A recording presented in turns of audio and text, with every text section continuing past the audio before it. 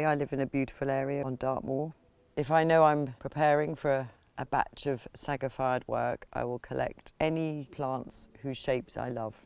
And I've collected many, many things over the years.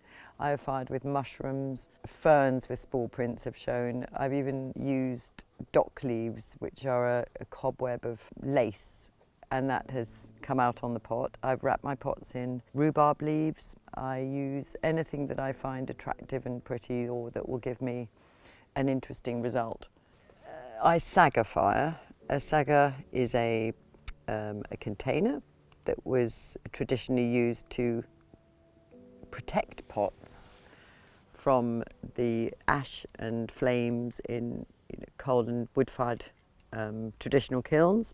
For contemporary work, they are now have been used to create surface pattern by putting the pots inside with combustible material, which vaporise and fume into the pot, creating unique patterns and colour and texture sometimes. I found stainless steel or galvanised steel beer kegs were great. They last for ages, so I use beer kegs. All my pieces are thrown on the wheel. I like Greek and Roman's traditional form and creating a very smooth surface on which to get patterns that come from saga firing. I use a metal rib to smooth the surface, slightly burnish, especially if the clay is a little bit rough. I then brush on porcelain slip that's been sieved. I do about 3 layers until it gets very smooth, and then I'll wait for that to dry and sand it, and that's prepared the surface for applying terra sigillata. Terra sigillata is a general term for ancient Roman pottery with glossy surface. It's roughly translated as sealed earth, but the meaning of terra sigillata is clay bearing little images.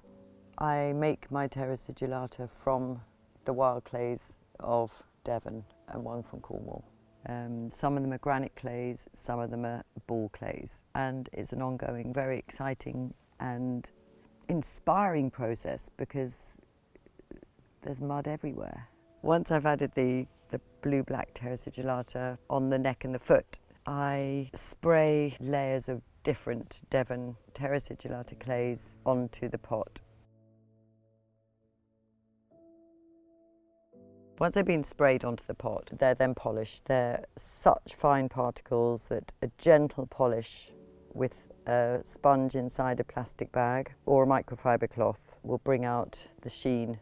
Once I've applied all the different terra sigs, it's left to dry and put through a bisque firing. I fire to 980. I go quite slowly, between 65 and 80 an hour to 600, and usually a hold, around 20-minute hold.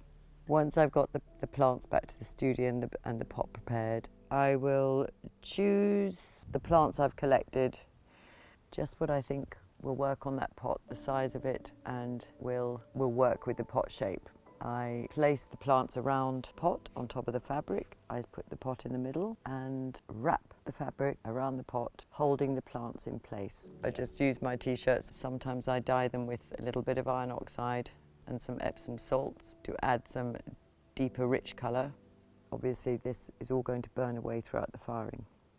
So I place about 2.5 to 3 inches of wood shavings in the bottom of the pot. I add some oxides, copper sulfate, iron oxide, pieces of dried seaweed will go in the mix. And for this latest series of work, I do not want many smoke markings at the bottom where the piece would sit inside the sawdust. So I put them on little kiln bricks so they're raised up. I also have some hay, which I've coloured with a bit of iron oxide and copper carbonate, and sprinkle that around the top. I then place the saga inside the gas kiln, put kiln shelves on top. There is airflow from the top because the top of the saga is not completely flat. I want some air, but not too much.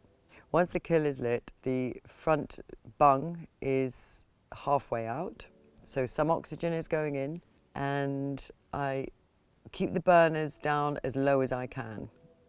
Around 530 to 600 I will start reducing it lightly, which in this kiln is to slightly close off the chimney and slide the damper on the burners. and I just give it some light reduction. The Saga creates its own reduction, but I add some reduction with my kiln. I'll go into full reduction around 800 degrees. Take it up to 870, between 870 and 900, and oxidize for 20 minutes. I hold it for 20 minutes at top temperature. I close everything down, bung up the chimney, bung up the baffle, shut my little kiln shed doors, and leave it overnight. The following morning, I will go and check the temperature on the kiln to ensure that it's cool enough to open, and we'll open it around 30 degrees if that's what's showing on my pyrometer. Every firing is different. Every firing I'll learn something. A lot of firings I will try something a tiny bit different, just because it keeps me really, really interested. Also with the wild clay terra sigillatas, I don't know how they're going to react with the oxides, so that's always something unique that I can look forward to. I will gently wash them under a tap and wipe off any carbon that is left on there, and wash them out on the inside and leave them to dry. Once they're dry, I apply Renaissance wax to bring out the colour, to seal them on the outside, and I seal them on the inside with a stone floor or concrete sealer.